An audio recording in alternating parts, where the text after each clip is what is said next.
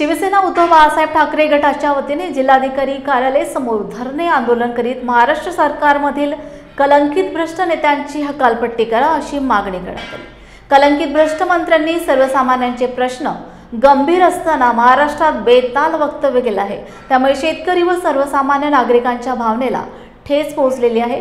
मंत्र्यांनी भ्रष्टाचाराचा कळस गाठला आहे। कलंकित मायांनी राजीनामा द्यावा अशी मागणी करण्यात आली आहे।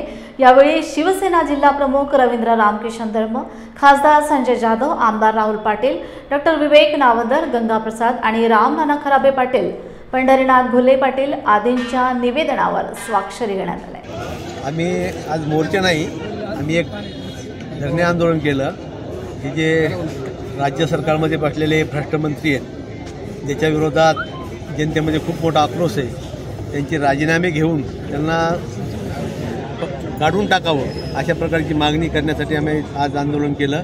वास्तविक आपण बघितलं असेल विधानसभेमध्ये सुद्धा विरोधी पक्षानं महाविकास आघाडी आणि शिवसेनेच्या आमदारांनी त्याच्या विरोधात खूप मोठा आवाज उठवला होता, परंतु हे गेंड्याची कातडी पांगलेलं सरकार याला कुठल्याही प्रकारची जाणीव नाही।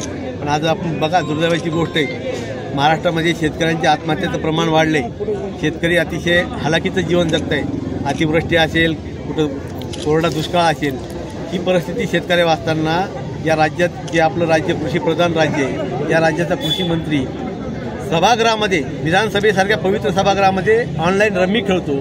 आणि दुर्दैवाची गोष्ट त्यात म्हणजे कळस असा की त्या मंत्र्याला खातं बदलून पुन्हा क्रीडा खातं दिलं जातं।